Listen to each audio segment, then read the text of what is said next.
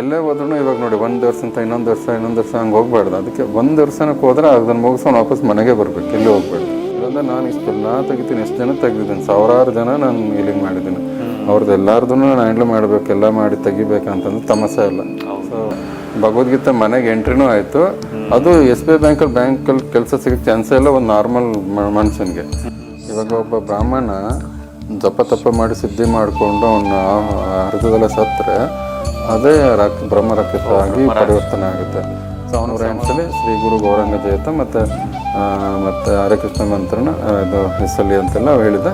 ಶ್ರೀ ಗುರು ಗೌರಾಂಗ ಜಯತ 108 ಸಲ ಬರಿಬೇಕಾದ್ರೆ ಅವ್ರು actually heart patient ಅವರು. ಈ ರೀತಿ ಎಲ್ಲ ಆಗಿದೆ. ನನಗೆ ಎಷ್ಟೋ ರಿಕವರ್ ಆಗ್ತಾ ಇದ್ದೀನಿ ನಾನು. ನಮ್ಮ ಭಗವಂತ ನಮ್ಮ ಜೊತೆಲಿದ್ದು ನಮ್ಮ ನಾಮಸ್ಮರಣೆ ಇಂಥರ ಮುಖಾಂತರ ನಮ್ಮೆಲ್ಲ ಚಕ್ರ ಆಕ್ಟಿವೇಟ್ ಆಗುತ್ತೆ. ನನ್ನ ಲೈಫೇ ಮುಗ್ದೋಯ್ತು ಅನ್ನೋ ಅಷ್ಟರಲ್ಲಿ ಅವರು ಏನೋ ಒಂದು ಸಣ್ಣ ಒಂದು ತಂತ್ರನ ಹೇಳಿದ್ರು. ಅದು ಏನೋ ಒಂದು ಅಮೌಂಟ್ ಖರ್ಚಾಗುವಂಥದ್ದು ಅಲ್ಲ, ಹೇಳಿದ್ದಿಷ್ಟೇ, ಹರೇ ಕೃಷ್ಣ ಮಂತ್ರ. ಸರ್ ನಮಸ್ತೆ ಸರ್. ಪ್ರತಿ ಸರಿ ನಾವು ನಿಮ್ಮ ವಿಡಿಯೋ ಮಾಡೋವಾಗ ನನಗೆ ಭಾಳ ಒಂದು ಆಸಕ್ತಿ ಏನಂದರೆ ಟೆಸ್ಟಿಮೋನಿ, ನೀವು ಹೇಳೋವಂಥ ವಿಚಾರ ಭಾಳ ಒಂದು ವಿಭಿನ್ನವಾಗಿರುತ್ತೆ.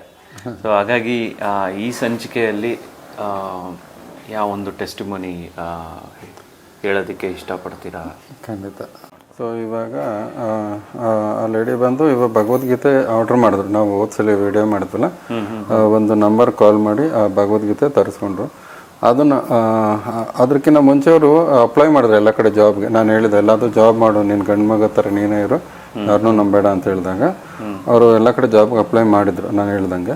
ಸೊ ಅಪ್ಲೈ ಮಾಡಿದಾಗ ಏನಾಯಿತು, ಒಂದು 2-3 ಕಡೆ ಇಂಟರ್ವ್ಯೂ ತೊಗೊಂಡಿದ್ರು.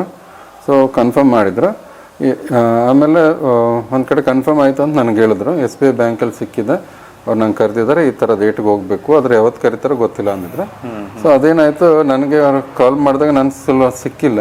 ಸೊ ಅವಾಗ ಅವರು ಆ ಲೇಡಿಗೆ ಇದು ಕಾಲ್ ಮಾಡಿದ್ದಾರೆ. ಇದು ಯಾರಿದು ಫೋನ್ ನಂಬರ್ ಕೊಟ್ಟಿದ್ನಲ್ಲ, ಅವ್ರು ಕಾಲ್ ಮಾಡಿ ಕಾಂಟ್ಯಾಕ್ಟ್ ತಗೊಂಡು ಕಾಲ್ ಮಾಡಿದ್ದಾರೆ. ಅದು ಇವತ್ತು ಭಗವದ್ಗೀತೆ ಸಿಕ್ಕಿದೆ ಅವ್ರಿಗೆ, ನಾಳೆಗೆ SBI ಬ್ಯಾಂಕಲ್ಲಿ ಕೆಲಸಕ್ಕೆ ಕರ್ಕೊಂಡಿದ್ದಾರೆ ಅವರು. ಸೊ ಭಗವದ್ಗೀತೆ ಮನೆಗೆ ಎಂಟ್ರಿನೂ ಆಯಿತು.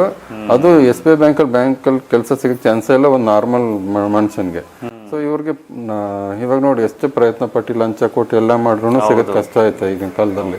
ಅಂಥದ್ರಲ್ಲಿ ಇವ್ರಿಗೆ ಆ ರೀತಿ ಕೆಲಸ ಸಿಗ್ಬೇಕಂತಂದ್ರೆ ಅದು ಫಸ್ಟು 3 ತಿಂಗಳಿಗೆ ಕರೆದಿದ್ರು ಅವರು ಕಾಂಟ್ರಾಕ್ಟ್ಗೆ ಅಂತ.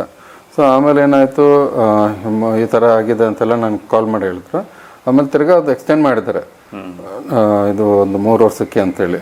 ಓಕೆ, ಅಷ್ಟು ಅನುಗ್ರಹ ಆಗಿದೆ, ಎಲ್ಲರಿಗೂ ಆಶ್ಚರ್ಯ ಹೋಗಿದೆ ಅಲ್ಲಿ ಇರೋರಿಗೆಲ್ಲ. ಆಮೇಲೆ ಅದನ್ನು ಟ್ರಾನ್ಸ್ಫರ್ ಏನಾರು ಆಯಿತು ಅಂತಂದರೆ ಪರ್ಮನೆಂಟು ಆಗುತ್ತೆ ಅಂತಲೂ ಭರವಸೆ ಕೊಟ್ಟಿದ್ದಾರೆ ಅವ್ರಿಗೆ. ಸೊ ಇಷ್ಟು ಲೆವೆಲ್ಗೆ ಅವ್ರಿಗೆ ಒಂದು ಗೌರ್ಮೆಂಟ್ ಜಾಬ್ ಸಿಗ್ಬೇಕಂತಂದ್ರೆ ಸಾಧಾರಣ ಹೆಂಗಸರಿಗೆ ಸಾಧ್ಯನೇ ಇಲ್ಲ ಈಗಿನ ಕಾಲದಲ್ಲಿ ಅದನ್ನು. ಸೊ ಅವ್ರು ಓದಿರೋದು B.Ed. ಸೊ B.Ed ಓದಿ ಈ ರೀತಿ ಸಿಗೋದು ಅಪರೂಪ. ಇದೆಲ್ಲ ಕೃಷ್ಣನ ಅನುಗ್ರಹಣೆ ಅನ್ಕೊತೀನಿ.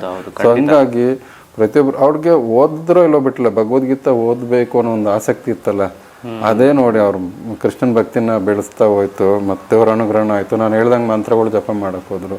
ಸೊ ಎಲ್ಲ ರೀತಿಯೂ ಭಗವಂತನ ಆಶೀರ್ವಾದ ಅಂತಲೇ ಸಿಗೋದು. ಎಲ್ಲ ಅವ್ರ ಜೀವನದಲ್ಲಿ ಇಷ್ಟು ಬದಲಾವಣೆ ಇದು ನೋಡಿ, ಇದೆಷ್ಟು ಮಹತ್ವ ಇದು. ಹಂಗಾಗಿ ಇದೊಂದು ಟೆಸ್ಟ್ ಆಮೇಲೆ ಅವ್ರಿಗೆ ಕೊಡಕ್ಕೆ ಹೇಳ್ತೀನಿ. ಆಮೇಲೆ ನೆಕ್ಸ್ಟ್ ಇನ್ನೊಂದು ಬ್ರಹ್ಮರಾಕ್ಷಸ ಸ್ಟೋರಿ. ಅದು ಯಾರು ಎತ್ತ ವ್ಯಕ್ತಿ ಏನೂ ಹೇಳಲ್ಲ, ಯಾಕಂದ್ರೆ ಅವ್ರು ಬೇಡ ಹೇಳಿರೋದು ಅಂತ ಹೇಳಿದ್ದಾರೆ. ಸೊ ಅವ್ರು ನನ್ನನ್ನು ಬಂದು ಮೀಟ್ ಮಾಡಿದ್ರು. ಆಮೇಲೆ ಚಿತ್ತೂರಲ್ಲಿರೋ ಇದು ನರಸಿಂಹಸ್ವಾಮಿ ಟೆಂಪಲ್ ಇದೆಲ್ಲ, ಅವ್ರಿಗೆ ಇದು ಅಲ್ಲಿ 38 ದಿನ ಇದು ಪರಿಹಾರಕ್ಕೆ ಅಂತ ಹೋಗಿದ್ದೆ. 38 ದಿನ ನರಸಿಂಹಸ್ವಾಮಿ ಟೆಂಪಲಲ್ಲಿ ಇದ್ದು ಅಲ್ಲಿ ಕೂಡ ಅವ್ರು ಪರಿಹಾರ ಆಗಿಲ್ಲ. ಅವ್ರು ಕಿರ್ಚಿದ್ರೆ ಇಡೀ ಊರಿಗೆ ಕೇಳಿಸತ್ತೆ. ಆ ರೀತಿಯಲ್ಲಿ ಲೌಡ್ ವಾಯ್ಸ್ ಅವರು ಓಹೋ ಅಂತ ಕಿರ್ಚಿದ್ರೆ ಆ ನರಸಿಂಹಸ್ವಾಮಿನ ಅರ್ಧ ಕೂಡ ಇದು ಪ್ರದಕ್ಷಿಣೆ ಹಾಕೋಕ್ಕಾಗಲಿರಂತೆ.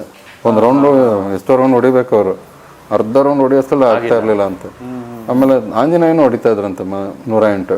ಅವ್ರು ನರಸಿಂಹಸ್ವಾಮಿ ತಿರ್ಗಕ್ಕಾಗ್ತಿಲ್ಲ. ಆಮೇಲೆ ಏನಾದ್ರು ಪ್ರಸಾದ ಏನಾರು ಹಿಂಗೆ ತಿಂದರೆ ಒದ್ಲಾಡ್ ಹೋಗ್ಬಿಡೋರಂತ. ಒಂದೇ ಒಂದು ಅಗಲು ತಿಂದು ಅದ್ರ ಮೇಲೆ ತಿನ್ನಕ್ಕೆ ಆಗ್ತಿರ್ಲಿಲ್ಲಂತ. ಏನೋ ಒಂದು ತಿಂದರೂ ಕೂಡ ಒದ್ಲಾಡ್ಬಿಡೋರಂತ ಅಲ್ಲೇ, ತುಂಬ ಅತಿ ರೆಕ್ಕಕ್ಕೆ ಹೋಗ್ಬಿಡೋದಂತ.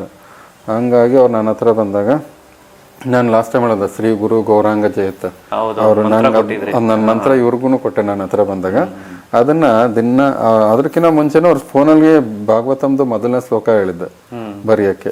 ಒಂದು 108 ಹೇಳ್ಬಿಟ್ಟಿದ್ದ, ಅವ್ರಿಗೆ ಅಷ್ಟು ಆಗ್ತಾ ಇಲ್ಲ ಅಂದಾಗ 16 ಸಲ ಬರೆದಿದ್ದೀನಿ ಅಂದ್ರೆ ಅಷ್ಟೇ ಬರೀರಿ ಅಂತ ಹೇಳಿದೆ. ಆಮೇಲೆ ಇನ್ನೊಂದು ಸಲ ಅವ್ರು ನನ್ನ ಹತ್ರ ಬಂದಾಗ ಇದನ್ನು ಹೇಳಿದ್ದೆ, 108 ಸಲ ಶ್ರೀ ಗುರು ಗೌರಾಂಗ ಜಯತ ಮತ್ತು ಹರೇಕೃಷ್ಣ ಮಂತ್ರನ ಇದು ಹೆಸಲಿ ಅಂತೆಲ್ಲ ಹೇಳಿದೆ. ಶ್ರೀ ಗುರು ಗೌರಾಂಗ ಜಯತ 108 ಸಲ ಬರಿಬೇಕಾದ್ರೆ ಅವ್ರು ಆ್ಯಕ್ಚುಲಿ ಹಾರ್ಟ್ ಪೇಷಂಟ್. ಸೊ ಅವರು ಒಂದ್ಸಲಿ ಟ್ಯಾಬ್ಲೆಟ್ ತಗೊಳ್ಳಿಲ್ಲ ಅಂತಲೂ ಪ್ರಾಬ್ಲಮ್ ಆಗ್ತಾಯಿತ್ತು ಅವ್ರಿಗೆ. ದಿನ ತಗೊಳ್ಳೇಬೇಕು ಟ್ಯಾಬ್ಲೆಟ್ ಅಲ್ವಾ, ಹಾರ್ಟ್ ಪೇಷಂಟು. ಇಲ್ಲಾಂದ್ರೆ ಅವ್ರು ವರ್ಕ್ ಮಾಡೋಕ್ಕಲ್ಲ, ಎದ್ದೋಗೋಕ್ಕೋಗಲ್ಲ, ಏನು ಮಾಡೋಕ್ಕಾಗಲ್ಲ.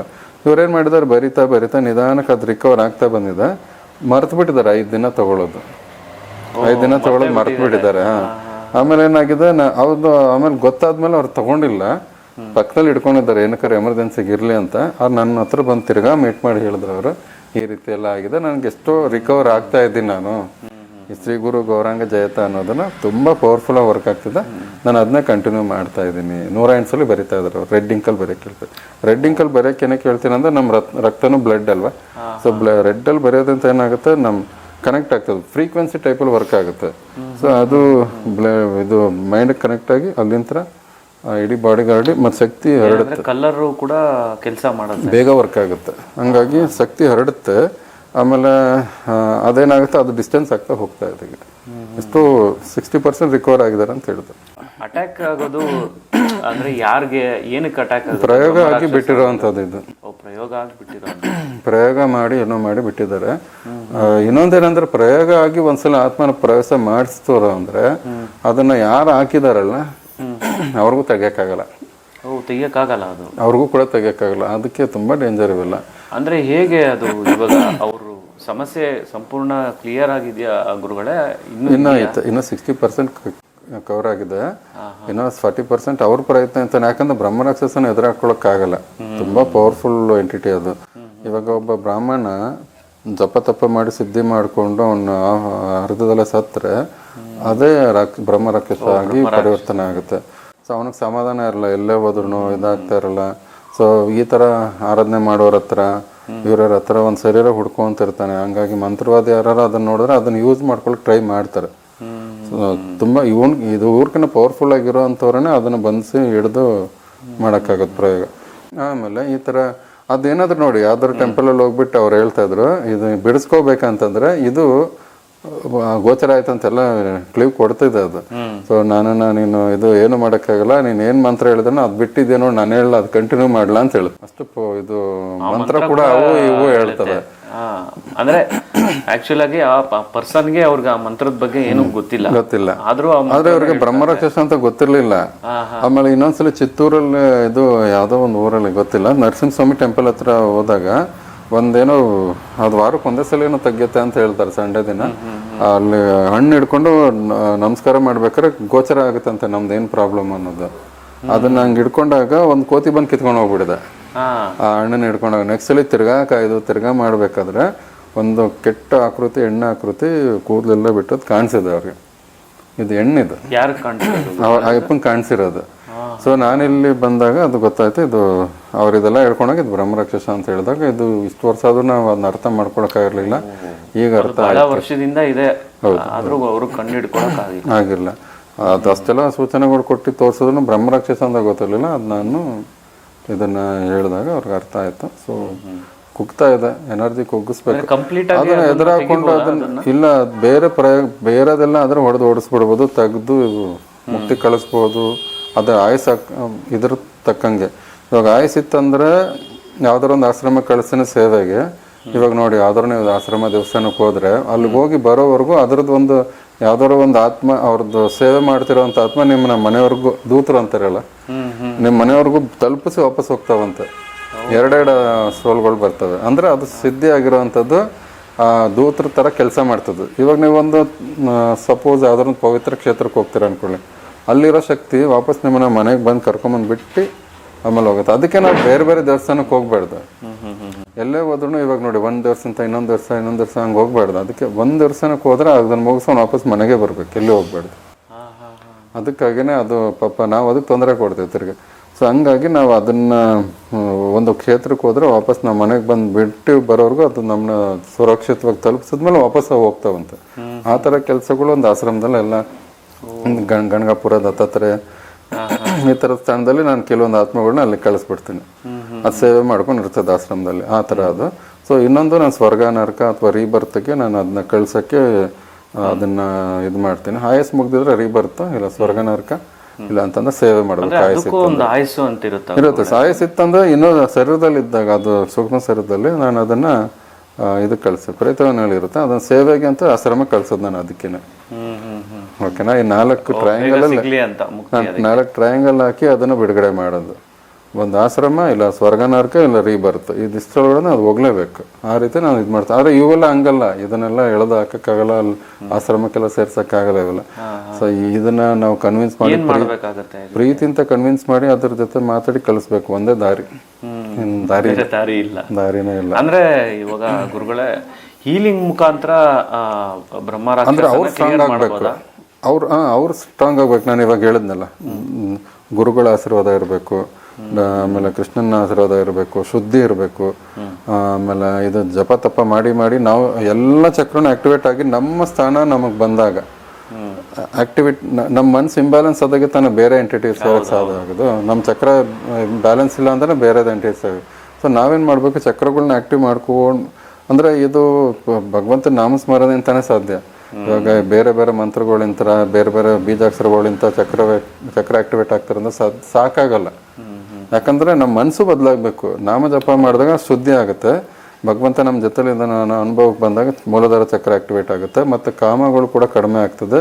ಭಗವಂತನ ಮೇಲೆ ನಮ್ಮ ಆಸೆ ಹೋದಾಗ ಆವಾಗ ಸ್ವಾದಿಸನ ಚಕ್ರ ಬ್ಯಾಲೆನ್ಸ್ ಆಗ್ತದೆ, ಮತ್ತು ವಿಲ್ ಪವರ್ ಕಡಿಮೆ ಇರ್ತದಲ್ಲ. ಸೊ ಭಗವಂತ ನಮ್ಮ ಜೊತೆಲಿ ಇದ್ದಾನೆ ಅಂದಾಗ ವಿಲ್ ಪವರ್ ಚೆನ್ನಾಗಿರುತ್ತೆ. ಸೊ ಇಲ್ಲದೆ ಇದ್ದಾಗ ವಿಲ್ ಪವರ್ ಬರಲ್ಲ, ಮೋಟಿವೇಶನ್ ಬೇಕಲ್ಲ. ಇವಾಗ ಅರ್ಜುನ ಯುದ್ಧ ಮಾಡ್ಬೇಕಂತ ವಿಲ್ ಪವರ್ ಎಲ್ಲಿಂದ ಬಂತು? ಕೃಷ್ಣನೇ ಇರ್ತಾರಲ್ಲ. ಹಂಗೆ ಪ್ರತಿಯೊಂದಕ್ಕೂ ನಮ್ಮ ಕೃಷ್ಣನ ಹಿಡ್ಕೊಂಡಾಗ ಎಲ್ಲ ಚಕ್ರ ತನಗೆ ತಾನೇ ಆಕ್ಟಿವೇಟ್ ಆಗಿಬಿಡುತ್ತೆ. ಎಲ್ಲ ಗ್ರಹಗತಿಗಳನ್ನು ಯುದ್ಧ ಗೆಲ್ಬೇಕಂದ್ರೆ ಅರ್ಜುನ ಪ್ರಕಾರ ಯುದ್ಧ ಸೋಲ್ಬೇಕಿತ್ತು ಗ್ರಹಗತಿಗಳ ಮುಖಾಂತರ. ಕೃಷ್ಣ ಅಲ್ಲಿ ಇದ್ದಿದ್ದಕ್ಕೆ ಗ್ರಹಗತಿಗಳು ಕೂಡ ಕೆಳಗಾಯ್ತು. ಹಂಗಾಗಿ ಇದು ನಮ್ಮ ಭಗವಂತ ನಮ್ಮ ಜೊತೆಲಿದ್ದು ನಮ್ಮ ನಾಮಸ್ಮರಣೆ ಇಂಥರ ಮುಖಾಂತರನೇ ನಮಗೆಲ್ಲ ಚಕ್ರ ಆಕ್ಟಿವೇಟ್ ಆಗುತ್ತೆ ಮತ್ತು ಬ್ಯಾಲೆನ್ಸ್ಡ್ ಆಗ್ತದೆ, ಎಲ್ಲ ಗ್ರಹಗತಿಗಳು ಶಾಂತಿ ಆಗುತ್ತೆ. ಆವಾಗಲೇ ನಮಗೆ ಈ ಒಂದು ಬ್ಲ್ಯಾಕ್ ಮ್ಯಾಜಿಕ್, ಬ್ರಹ್ಮರಾಕ್ಷಸ, ಭೂತ ಪ್ರೇತ ನಮ್ಮಲ್ಲಿ ಬರೋಕ್ಕೆ ಸಾಧ್ಯ ಇಲ್ಲ. ಇಲ್ಲಾಂದ್ರೆ ನಾನು ಇಷ್ಟೆಲ್ಲ ತೆಗಿತೀನಿ, ಎಷ್ಟು ಜನ ತೆಗ್ದಿದ್ದೀನಿ, 1000 ಜನ ನಾನು ಹೀಲಿಂಗ್ ಮಾಡಿದ್ದೀನಿ. ಅವ್ರದ್ದು ಎಲ್ಲಾರ್ದು ನಾನು ಹ್ಯಾಂಡಲ್ ಮಾಡಬೇಕು, ಎಲ್ಲ ಮಾಡಿ ತೆಗಿಬೇಕಂತಂದ್ರೆ ತಮಸೆ ಅಲ್ಲ. ಯಾಕಂತಂದ್ರೆ ಇದು ನಾನು ಮಾಡ್ತೀನಿ ಅಂದ್ರೆ ನನಗೆ ತೊಂದರೆ ಆಗ್ತದೆ. ಆದರೆ ನಾನು ದೈವ ಶಕ್ತಿ ಅಂತಾನೆ ಅವರೇ ನಾವು ಎಲ್ಲನೂ ಹೆಲ್ಪ್ ಮಾಡೋದು, ಕೃಷ್ಣನ ಇಂಥನೇ ಅನುಗ್ರಹದಿಂತಾನೆ ಇವೆಲ್ಲ ಮಾಡ್ತೀನಿ. ಇವಾಗ ಇದು ನಾನು ಮಾಡ್ತೀನಿ ಅಂತಂದ್ರೆ ನಾನು ಎತ್ಕೋಬೇಕಾದ ಜವಾಬ್ದಾರಿ. ನಮಗೆ ಆ ಶಕ್ತಿ ಇಲ್ಲ ಅದನ್ನೆಲ್ಲ ಕ್ಲಿಯರ್ ಮಾಡ್ಬೇಕಂದ್ರೆ. ನಾನು ಕೂಡ ಕೃಷ್ಣನ ಮೊರೆನೇ ಹೋಗೋದು, ಅದನ್ನೇ ಜಪ ಮಾಡೋದು, ಹರೇ ಕೃಷ್ಣ ಮಂತ್ರ, ಚೈತನ್ಯ ಮಹಾಪ್ರಭುಗಳದ್ದು ಮಂತ್ರ. ಸೊ ಇದು ಹೇಳ್ಬಿಟ್ಟೇ ನಾನು ಪ್ರಾರ್ಥನೆ ಮಾಡಿದಾಗ ಆಮೇಲೆ ನಾನು ಹೀಲಿಂಗಲ್ಲಿ ಅದು ಕ್ಲಿಯರ್ ಆಗುತ್ತೆ. ಓಕೆನಾ? ಅಂದ್ರೆ ಈ ಬ್ರಹ್ಮರಾಕ್ಷಸ ಆಗಿರ್ಬೋದು, ಬೇರೆ ಯಾವುದೇ ಒಂದು ಭೂತ ಪ್ರೇತಗಳಾಗಿರ್ಬೋದು ಗುರುಗಳೇ, ಯಾವ ವ್ಯಕ್ತಿಗಳಿಗೆ ಅದು ಸೇರುತ್ತೆ, ಯಾವ ವ್ಯಕ್ತಿಗಳಿಗೆ ಸೇರಲ್ಲ? ಇಲ್ಲ, ಹೇಳಿದ್ನಲ್ಲ, ಒಂದು ಸುಲಭವಾಗಿ ಒಬ್ಬರ ಹತ್ರ ಬಂದು ಸೇರ್ಕೊಂಡ್ಬಿಡುತ್ತೆ ಅಂತಂದರೆ ನಮ್ಮ ಮನಸ್ಸು. ಇವಾಗ ನೋಡಿ, ಒಬ್ಬ ನಡ್ಕೊಂಡು ಹೋಗ್ತಾ ಇರೋ ಎಷ್ಟೇ ಸ್ಟ್ರಾಂಗ್ ಇರಲಿ, ಮಾನಸಿಕವಾಗಿ ದೊಡ್ಡವಾಗಿದ್ರು ಅವನ ಹತ್ರ ಸೇರಲ್ಲ ಅನ್ನೋದನ್ನು ಕೂಡ ಬಿದ್ದರೆ ಕೆಳಗಡೆ ಮನಸ್ಸು ಇಂಬ್ಯಾಲೆನ್ಸ್ ಆಗುತ್ತಾ, ಎಡುವುದಾಗ ಮನಸ್ಸು ನಿಂತ್ಕೊಳ್ಳೋಕೆ ಕೂಡ ನಮ್ಗೆ ಆಗೋದಿಲ್ಲ, ಕೈಕಾಲೆಲ್ಲ ನಡೆಯೋಕೆ ಸ್ಟಾರ್ಟ್ ಆಗುತ್ತೆ. ಮನಸ್ಸು ಇಂಬ್ಯಾಲೆನ್ಸ್ ಆಗಿರುತ್ತಲ್ಲ, ಆ ಟೈಮಲ್ಲಿ ಈ ಆತ್ಮಗಳು ಎಂಟ್ರಿ ಆಗ್ತವೆ. ಸೊ ಬಿದ್ದಿದ ತಕ್ಷಣ ಏನಕ್ಕೆ ಸಿಗುತ್ತೆ ನೋಡಿ, ಒಂದೊಂದು ಆತ್ಮಗಳು ಮೈಯಲ್ಲಿ ಸೇರ್ತವೆ ಅಂತಾರಲ್ಲ, ಹಿಂಗೆ ಸೇರೋದು 7 ಸೆಕೆಂಡ್ ಒಳಗಡೆ ಪ್ರವೇಶ ಆಗ್ಬಿಡುತ್ತೆ. ವಿತಿನ್ 7 ಸೆಕೆಂಡ್ ಒಳಗಡೆ ಸೇರ್ಕೊಂಡ್ಬಿಡುತ್ತೆ, ಅಷ್ಟು ಫಾಸ್ಟ್ ಅದು. ಹಂಗಾಗಿ ನಾವು ಮನ್ಸು ಬ್ಯಾಲೆನ್ಸ್ ಇಂಬ್ಯಾಲೆನ್ಸ್ ಆದಾಗೆ ಸೇರೋ ಅಂಥದ್ದು ಇವೆಲ್ಲ. ತುಂಬ ದುಃಖದಲ್ಲಿದ್ದಾಗ, ತುಂಬ ಕುಡಿತ, ತುಂಬ ಇದು ಸಾತ್ವಿಕವಾಗಿದ್ದಾಗ, ಸೊ ನಮ್ಮ ಮನ್ಸು ಇಂಬ್ಯಾಲೆನ್ಸ್ ಆದಾಗೇ ಈ ಅಂಥ ಎಂಟಿಟಿಗಳೆಲ್ಲ ಸೇರುವಂಥದ್ದು. ಅದಕ್ಕೆ ಹೇಳೋದು, ನಾವು ಸ್ಟ್ರಾಂಗ್ ಆಗಿರಬೇಕು, ಭಗವಂತನ ಪಾದನ ಗಟ್ಟಿಗೆ ಹಿಡ್ಕೋಬೇಕು. ಅದೊಂದೇ ನಮಗೆ ಅದು ಈ ಕಲಿಯುಗದ ನಂತರ ಪಾರಾಗಕ್ಕೆ ಒಂದು ದಾರಿ. ನಾನು ಹೇಳ್ತೇನೆ ನೆಕ್ಸ್ಟ್ ಏನಕ್ಕೆ ಬರುತ್ತೆ ಇದರದೆಲ್ಲ ಒಂದು ನೆಕ್ಸ್ಟು ಎಲ್ಲ ಹೇಳ್ತೇನೆ. ಸೊ ಶಕ್ತಿಗಳಂಗೆ, ಭೂತ ಪ್ರೇತಗಳು ಅಂದರೆ ಏನು, ಒಂದು ಇವಾಗ ಕರ್ಣಪಿಸಾಚಿ ಅಂತಾರೆ, ಯಕ್ಷಿಣಿ ಅಂದ್ರೇನು, ಯೋಗಿನಿ ಅಂದ್ರೇನು, ಇದೆಲ್ಲನೂ ನಾನು ನೆಕ್ಸ್ಟ್ ಅಲ್ಲಿಗೆ ಹೇಳ್ತೇನೆ, ಎಲ್ಲನೂ ತಿಳಿಸ್ತಾ ಇದ್ದಾರೆ. ಹೀಗೆ ನಿಮ್ಮ ಒಂದು ಸೇವೆನ ಮುಂದುವರಿಸ್ಕೊಂಡು ಹೋಗ್ತಾ ಇರಬೇಕು. ವೀಕ್ಷಕರಿಗೆ ಎಲ್ಲರಿಗೂ ನಿಮ್ಮ ಒಂದು ಜ್ಞಾನನ ಖಂಡಿತ ಸಿಗ್ತಾ ಇರಬೇಕು ಗುರುಗಳೇ. ನಮ್ಮ ಜ್ಞಾನ ಅಲ್ಲ ಇದು, ಎಲ್ಲ ಚೈತನ್ಯ ಮಹಾಪ್ರಭುಗಳ ಅನುಗ್ರಹ ಅಂತ, ಶ್ರೀಲ ಪ್ರಭುಪಾದರ ಅನುಗ್ರಹ ಅಂತ, ಕೃಷ್ಣನ ಅನುಗ್ರಹ ಅಂತ, ನಾನು ಏನೇನಿದೆಯೋ ಅದನ್ನು ಒಂದು ಕಡೆ ಕೂಡೀಕರಿಸಿ ಅದ್ರ ಮುಖಾಂತರ ನಾನು ಎಲ್ಲನೂ ಹೇಳ್ತಾ ಇದ್ದೇನೆ. ಸೊ ಇದ್ರ ಜೊತೆಗೆ ನಾನು ಕೂಡ ಸಪೋರ್ಟ್ ಮಾಡ್ತೀನಿ ಹೀಲಿಂಗ್ ಮುಖಾಂತರ. ಏನಾದರೂ ತೊಂದರೆ ಇದ್ರೆ ಅವ್ರದ್ದನ್ನು ದೂರಪಡಿಸಿ ಮೇಲಕ್ಕೆತ್ತೋದಕ್ಕೆ ನಾನು ಸಪೋರ್ಟ್ ಮಾಡ್ತೀನಿ. ನಮಸ್ತೆ, ನನ್ನ ಹೆಸರು ಪೂರ್ಣಿಮಾ ಅಂತ. ನಾನು ಚಾಮರಾಜನಗರ ಜಿಲ್ಲೆ ಗುಂಡ್ಲುಪೇಟೆಯಿಂದ ಮಾತಾಡ್ತಾ ಇದ್ದೀನಿ. ನಾನು ಫಸ್ಟು ಒಂದು ಗುರೂಜಿ ಅವ್ರನ್ನ ನೋಡಿದ್ದು ಯೂಟ್ಯೂಬಲ್ಲಿ ನೋಡಿ ನಾನು ಮೊದಲೆಲ್ಲ ಏನಂತಂದರೆ ಸುಮಾರು ಪಾಡ್ಕಾಸ್ಟ್ ಎಲ್ಲ ನೋಡಿ ಏನಂತಂದರೆ ಸುಮ್ಮನಾಗ್ಬಿಡ್ತಿದ್ದೆ. ಇವರು ಹೇಳೋ ಒಂದು ಕೃಷ್ಣ ಮಂತ್ರಗಳು ಅದನ್ನೆಲ್ಲ ಕೇಳಿ ನನಗೆ ಇಂಪ್ರೆಸ್ ಆಯಿತು. ಒಂದ್ಸರಿ ಕಾಲ್ ಮಾಡೋಣ, ಕೇಳೋಣ. ಮತ್ತು ನಾನು ತುಂಬ ಅಂದರೆ ತುಂಬ ಲೈಫಲ್ಲಿ ತುಂಬ ನೊಂದ್ಬಿಟ್ಟಿದ್ದೆ. ಯಾಕೆಂದರೆ ನಮ್ಮ ಮನೆಯವರು ತುಂಬ ಚಿಕ್ಕ ವಯಸ್ಸಕ್ಕೇ ನನ್ನ ಬಿಟ್ಟು ಹೊರಟೋದ್ರು. ಲೈಫ್ ಮುಗ್ದೇ ಹೋಯ್ತು ಅನ್ನೋ ಒಂದು ಸಿಚುವೇಶನ್ ಇತ್ತು. ಆವಾಗ ಸುಧೀರ್ ಗುರೂಜಿ ಅವ್ರಿಗೆ ನಾನು ಕಾಲ್ ಮಾಡಿದಾಗ ಅವರು ಹೇಳಿದ್ರು, ಸಾಂತ್ವನ ಎಲ್ಲ ಹೇಳಿದ್ರು. ಮತ್ತು ನನ್ನ ಲೈಫೇ ಮುಗ್ದೋಯ್ತು ಅನ್ನೋ ಅಷ್ಟರಲ್ಲಿ ಅವರು ಏನೋ ಒಂದು ಸಣ್ಣ ಒಂದು ತಂತ್ರನ ಹೇಳಿದ್ರು. ಅದು ಏನೋ ಒಂದು ಅಮೌಂಟ್ ಖರ್ಚಾಗೋ ಅಂಥದ್ದು ಅಲ್ಲ. ಹೇಳಿದ್ದಿಷ್ಟೇ, ಹರೇ ಕೃಷ್ಣ ಮಂತ್ರ, ಅದನ್ನು ಸಾಧ್ಯ ಆದಷ್ಟು ಜಪಿಸ್ತಾ ಹೋಗಿ ಅಂತ ಹೇಳಿದ್ರು. ನಾನು ಅವ್ರು ಹೇಳಿದ್ದಷ್ಟೆಲ್ಲ ಮಾಡ್ತಾನೇ ಬಂದೆ. ಮತ್ತು ಅವರು ಒಂದು ಮನೆಯಲ್ಲಿ ಏನೋ ಒಂದು ನೆಗೆಟಿವಿಟಿ ಇದೆ ಅಂತ ಹೇಳಿ ಒಂದು ತೆಂಗಿನಕಾಯಿ ಪೂಜೆ ಹೇಳಿದರು. ಅಂದರೆ ಅವ್ರು ಹೇಳಿದ್ದು 9 ತೆಂಗಿನಕಾಯನ್ನು ಎಲ್ಲ ಒಂದು ಅಷ್ಟಮೂಲೆಗಳಿಗೂ ಇಟ್ಟು ದೇವ್ರ ಮನೇಲಿ ಒಂದಿಟ್ಟು ಪೂಜೆ ಮಾಡಿ ನಿಮ್ಮ ಜೀವನ ಸ್ವಲ್ಪ ಚೇಂಜಸ್ ಆಗುತ್ತೆ ಅಂತ. ಅವ್ರು ಹೇಳ್ದಾಗೆ ನಾನು ಪೂಜೆನ ಆದಷ್ಟು ನನ್ನ ಕೈಲಾದಷ್ಟು ಮಾಡ್ತಾ ಬಂದೆ. ಹರೇ ಕೃಷ್ಣ ಮಂತ್ರನ ಹೇಳ್ತಾ ಬಂದೆ. ಹಾಗೆ ಮತ್ತೆ ಒಂದು ಮಂತ್ರನ ಹೇಳ್ಕೊಟ್ರು, ಯೂಟ್ಯೂಬಲ್ಲೇ ನೋಡಿದ್ದು, ಶ್ರೀ ಗುರು ಗೌರಾಂಗ ಜೇತಃ ಅನ್ನೋ ಮಂತ್ರ. ಆ ಮಂತ್ರನೂ ಕೂಡ ನನ್ನ ಕೈಲಾದಷ್ಟು ಬರಿತಾನೂ ಬಂದೆ, ಹೇಳ್ತಾನೂ ಬಂದೆ. ಹಾಗೆ ನನಗೆ ಒಂದು ಇಂಟರ್ವ್ಯೂಗೆ ಕರೆದ್ರು. ಇಂಟರ್ವ್ಯೂಗೆ ಹೋಗಿ ಅಟೆಂಡ್ ಮಾಡಿ ಒಂದು 3 days ಆದಮೇಲೆ ನನಗೆ ಬ್ಯಾಂಕಿಂದ ಕಾಲ್ ಬರುತ್ತೆ. ಅದು SBI ಬ್ಯಾಂಕಿಂದ, ನಿಮ್ಮದು ಸೆಲೆಕ್ಟ್ ಆಗಿದೆ, ರೆಸ್ಯೂಮ್ ಎಲ್ಲ ಒಂದು ಕರಪ್ಷನ್ ಆಗಿದೆ, ಬನ್ನಿ ಅಂತ ಹೇಳಿದ್ರು. ಈಗ ನನ್ನ ಜೀವನ ಹೇಗೋ ಪರವಾಗಿಲ್ಲ ನಡ್ಕೊಂಡು ಹೋಗ್ತಾ ಇದೆ. ಇದಕ್ಕೆ ಕಾರಣ ನಾನು ನೇರವಾಗಿಯೇ ಹೇಳ್ತೀನಿ, ಸುಧೀರ್ ಗುರೂಜಿ ಅವರೇ ನನ್ನ ಲೈಫ್ ಚೇಂಜ್ ಮಾಡಿದ್ದು ಅಂತ. ತುಂಬ ಅಂದರೆ ತುಂಬ ಧನ್ಯವಾದಗಳು ಗುರೂಜಿ ನಿಮಗೆ. ಯಾಕೆಂದರೆ ನನ್ನಂಥ ಎಷ್ಟೋ ನೊಂದಿರೋ ಜೀವಗಳು ನಿಮ್ಮ ಜೊತೆ ಮಾತಾಡಿ ನಿಮ್ಮಿಂದ ಕೆಲವು ಸಾಂತ್ವನ ಮಾತುಗಳಾಗಿರ್ಬೋದು, ಹಾಗೆ ನಿಮ್ಮ ತೋರಿಸ್ಕೊಡೋ ಮಾರ್ಗದರ್ಶನ ಆಗಿರ್ಬೋದು, ಆ ರೀತಿ ನಡ್ಕೊಂಡು ಹೋದಾಗ ಖಂಡಿತ ಲೈಫಲ್ಲಿ ಚೇಂಜಸ್ ಆಗುತ್ತೆ. ನಾವು ಮಾಡಿರೋ ಏನೋ ಒಂದು ಕರ್ಮ ಆಗಿರ್ಬೋದು, ತಪ್ಪಾಗಿರ್ಬೋದು, ನಮ್ಗೆ ಅರ್ಥ ಆಗುತ್ತೆ ಏನೋ ಒಂದು ತಪ್ಪು ಮಾಡಿದ್ದೀವಿ, ಅದಕ್ಕೋಸ್ಕರ ನಾವು ಈ ಫಲನ ಅನುಭವಿಸ್ಲೇಬೇಕು ಅಂತ ನೀವು ಹೇಳಿದ್ರಿ. ಖಂಡಿತವಾಗ್ಲೂ ನಾನೇನೋ ತಪ್ಪು ಮಾಡಿದೆ, ಅದಕ್ಕೋಸ್ಕರ ನಾನು ಅತಿಯಾಗಿ ಪ್ರೀತಿಸ್ತಿದ್ದು ನನ್ನ ಗಂಡನೇ ಕಳ್ಕೊಬಿಟ್ಟೆ. ಮೊದಲೇ ನಿಮ್ಮ ಒಂದು ಭೇಟಿ ಆಗಿದ್ರೆ ಖಂಡಿತ ನನ್ನ ಗಂಡ ನನ್ನ ಬಿಟ್ಟು ಹೋಗಕ್ಕೆ ಸಾಧ್ಯನೇ ಇರಲಿಲ್ಲ. ಉಳಿಸ್ಕೊಡ್ತಿದ್ರಿ ಅಂತ ನನಗೆ 100ಕ್ಕೆ 100% ನನಗೆ ನಂಬಿಕೆ ಇದೆ. ಆದರೆ ಏನು ಮಾಡೋಕ್ಕಾಗಲ್ಲ, ಕಾಲ ಮೀರೋಗಿತ್ತು. ಹೇಗೋ ನನಗೆ ಯಾರ ಹತ್ರನೂ ನಾನು ಕೈ ಚಾಚ್ದೇನೆ ನನ್ನ ಜೀವನಕ್ಕೆ ದಾರಿಯಾಗಿದೆ ಈಗ. ಅದಕ್ಕೆ ನಾನು ಕೃಷ್ಣನಿಗೆ ನೆನೆಸ್ಕೊಳ್ತಾ ಇದ್ದೀನಿ. ಕೃಷ್ಣ, ನಿಜವಾಗ್ಲೂ ನನ್ನ ಜೊತೆ ನೀವಿದ್ದೀರಾ. ನನ್ನ ಕರ್ಮಕ್ಕೆ ತಕ್ಕಂತೆ ಫಲ ನಾನು ಅನುಭವಿಸಾಯಿತು. ಇನ್ನು ಮುಂದೆ ಆದರೂ ನನ್ನ ಜೀವನದಲ್ಲಿ ನೀವು ಬಂದು ನನಗೆ ಏನು ನಾನು ಒಳ್ಳೆ ಕಾರ್ಯ ಮಾಡ್ತೀನಿ, ಆ ಕಾರ್ಯಕ್ಕೆ ನನಗೆ ಜಯ ಕೊಡಿ ಅಂತ ನಾನು ಹೇಳ್ತೀನಿ. ಸುಧೀರ್ ಗುರೂಜಿ ಅವ್ರಿಗೆ ತುಂಬ ಅಂದರೆ ತುಂಬ ಥ್ಯಾಂಕ್ಸ್ ಹೇಳ್ತೀನಿ. ಯಾಕೆಂದರೆ ಇವತ್ತು ಒಂದು ರೆಸ್ಪೆಕ್ಟೆಡ್ ಒಂದು ಬ್ಯಾಂಕಲ್ಲಿ ನನಗೆ ಕೆಲಸ ಸಿಕ್ಕಿದೆ. ಅಲ್ಲಿ ಹೇಳೋರು, SBI ಬ್ಯಾಂಕಲ್ಲಿ ಕೆಲಸ ಸಿಕ್ಕಿದೆಯಾ, ಗ್ರೇಟ್ ಬಿಡಮ್ಮ ಅಂತ ಹೇಳೋರು. ನನಗೆ ಯಾವಾಗ ಸುಧೀರ್ ಒಂದು ಗುರೂಜಿ ಅವರೇ ನನಗೆ ನೆನಪಾಗೋರು ಅಲ್ಲ. ಅವರು ಒಂದು ಸಣ್ಣ ಒಂದು ತಂತ್ರ ಅಷ್ಟೇ ಹೇಳಿದ್ದು, ಅದು ಇಷ್ಟು ದೊಡ್ಡ ಒಂದು ಚೇಂಜಸ್ ತಂದುಕೊಡುತ್ತೆ ಅಂತ ನಾನು ಅಂದ್ಕೊಂಡಿರ್ಲಿಲ್ಲ. ತುಂಬ ಅಂದರೆ ತುಂಬ ಧನ್ಯವಾದಗಳು ಗುರೂಜಿ.